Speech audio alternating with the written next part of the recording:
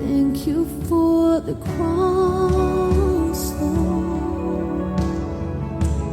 Thank you for the price you paid, bearing all my sin and shame.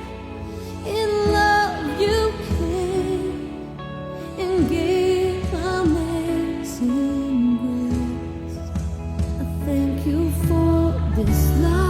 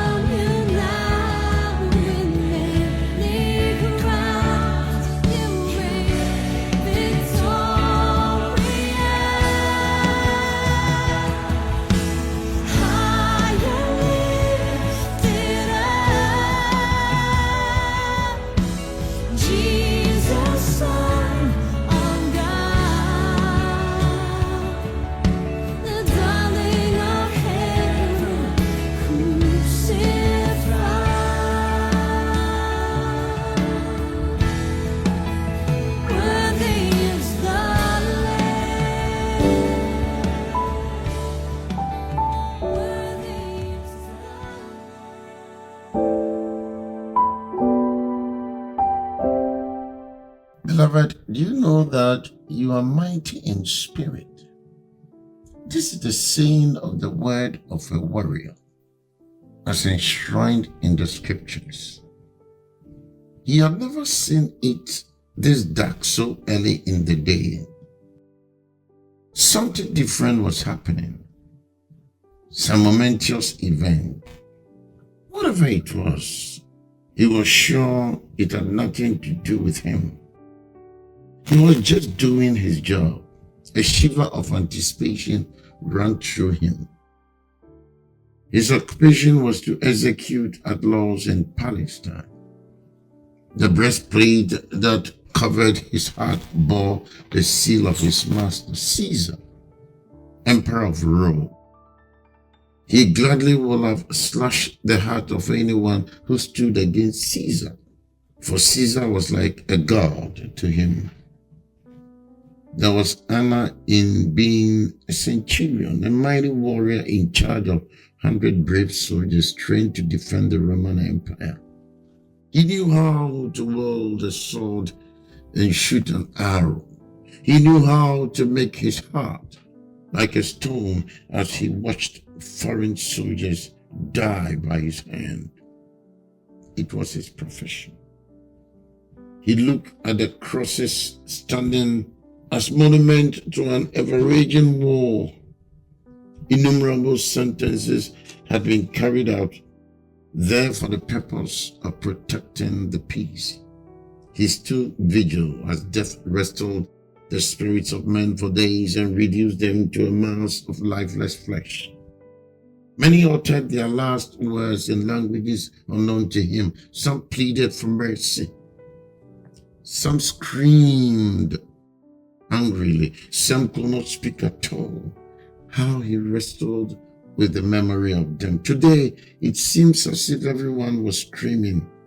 The prisoners, the temple officials, even the centurion old men were jeering at one of the criminals unmercifully.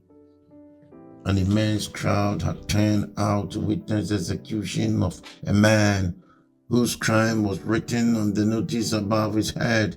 He was not a thief or murderer, but King of the Jews. The prisoner was Galilean, and he had made the mistake of angering the religious leaders. The accusation had no real basis, but who cared? Keep the peace of Caesar's empire. It was not his choice, Those were his orders. But this Galilean was like none the centurion had ever seen, stripped naked, whipped, bleeding, with a crown of thorns gouging his skull.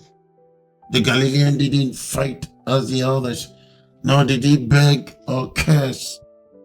So he just tried to steal his dignity, but couldn't. But even after they had cast lots for his cloak and had coated his dry tongue with vinegar, the Galilean wasn't condemning, and he never pleaded for mercy.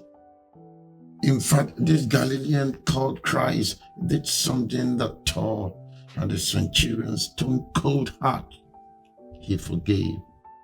In all the centurion's years of watching people die on crosses, Jesus was the only one who ever offered mercy to him. Jesus forgave him. Even though he stood for everything that put Christ on that splintered Roman cross, Jesus forgave him. Now the centurion watched as the Galilean labored painfully for breath.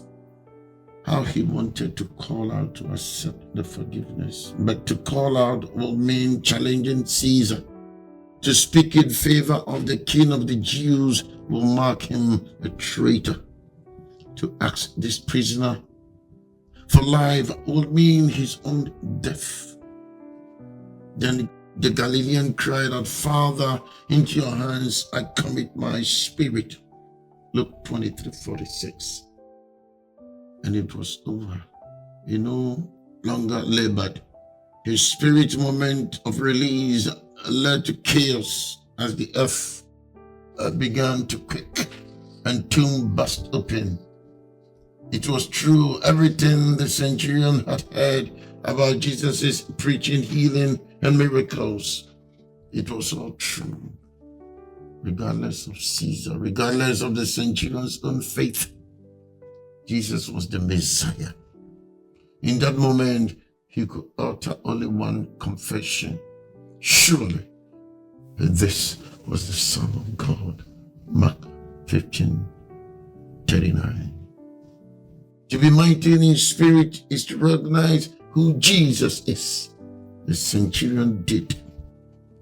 The centurion viewed the criminals on crosses as you might look upon a convict on death row. Yet when he saw Jesus, he knew something was different. When he looked upon the Savior, neither his past nor his situation mattered. He simply couldn't deny the truth. The word of the warrior was that he had seen the Savior, the Son of the living God. He confessed that he had witnessed the Christ. 2,000 years later, it is still possible to look upon Jesus, the resurrected Son of God. What will be your confession? And what will be my confession? Thanks for listening. Bless you. Bye for now. Thank you for the cross. Thank you for